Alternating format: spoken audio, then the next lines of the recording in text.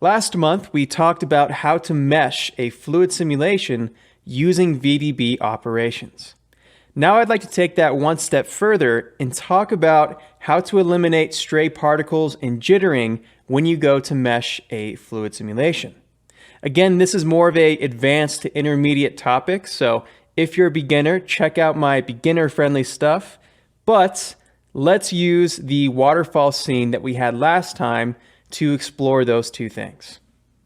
So first of all, here we have a waterfall, and we have a lot of these stray particles, these droplets flying high up in the air. Now, sometimes you want these droplets, but oftentimes you want to create a separate particle simulation just to spit out those droplets and have more control over that motion.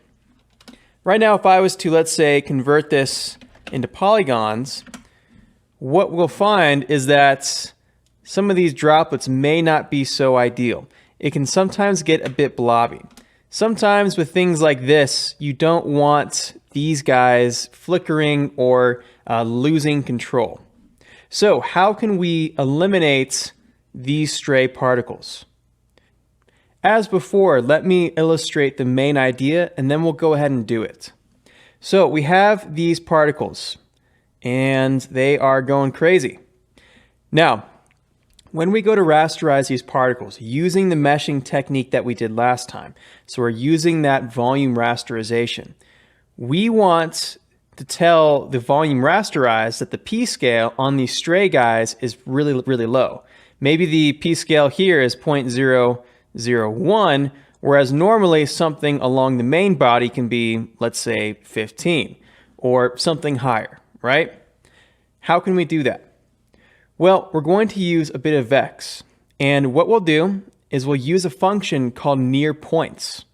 What that function does is it causes these particles to look around and find other nearby points based off of a specific radius. So it's like imagine drawing a sphere around a specific point. It's trying to find other points, and if it does find them, then it includes their point number into an array that stores that point's ID. So the nice thing about this is as we're looking for those other points, we're increasing the length of that array. And if we use another function called len, and this function measures the length of that array, we can use that len to multiply against the base p-scale value. So as an example, if we take this main point right here and we run the nearby points function, it may come back with 1 or 2 nearby points. So the length of that array might be 1 or 2 points. Again, that gets multiplied to the p-scale. So if we do that, the p-scale of the point is going to be very low compared to, let's say, this point right here.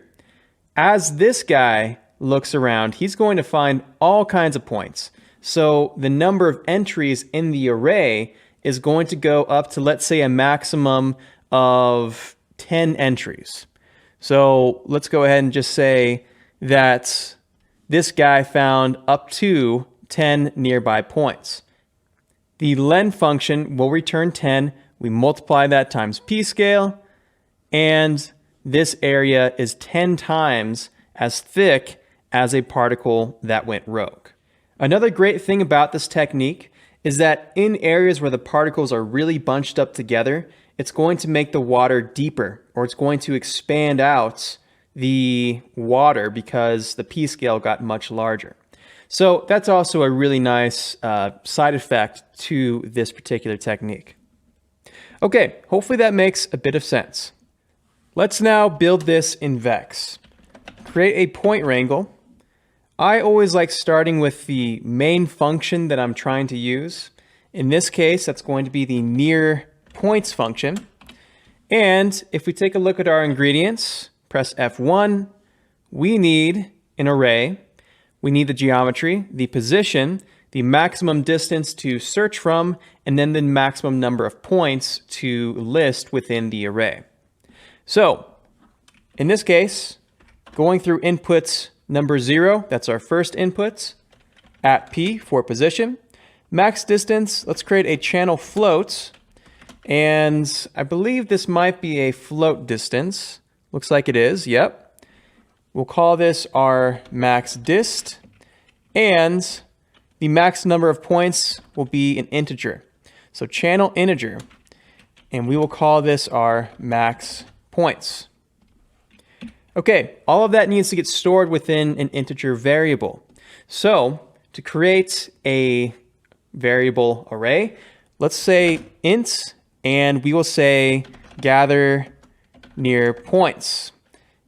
And then at the end of that, do the square brackets. That's now equal to the function. Let's go ahead and press this icon, and we now have these parameters. So the maximum distance, let's say 0.5 for right now. The maximum number of points is going to be 10. All right, now the points are looking around and finding nearby points, storing that in the array. The next thing is to measure how many entries we have in that array. So again, we do that through the len function. So again, highlight that, press F1. We basically just need to bring in the array. So that is gather near points. Once we have that, let's make another variable that we can use to multiply against pscale. Eventually, pscale is going to be a float attribute. So we could try to say float pscale mults, and we can try to do this. And then finally, we say that at pscale times equals the pscale mults. Okay, awesome. And as we can see here, if we copy points to just a small little section, we can see that we are in fact downsizing those particles which are further away from the main mesh. So that's really good.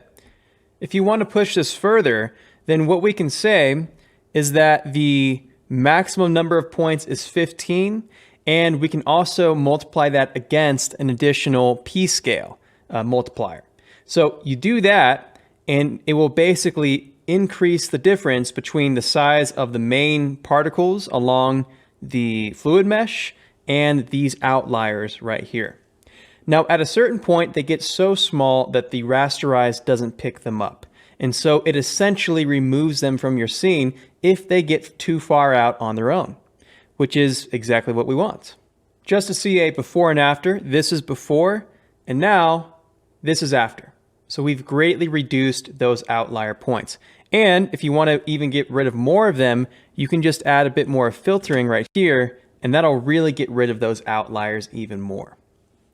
If you're ever interested in one-on-one professional consultations or mentorships that are designed to help you reach your Houdini goals much more quickly, then check out CG Forge Academy.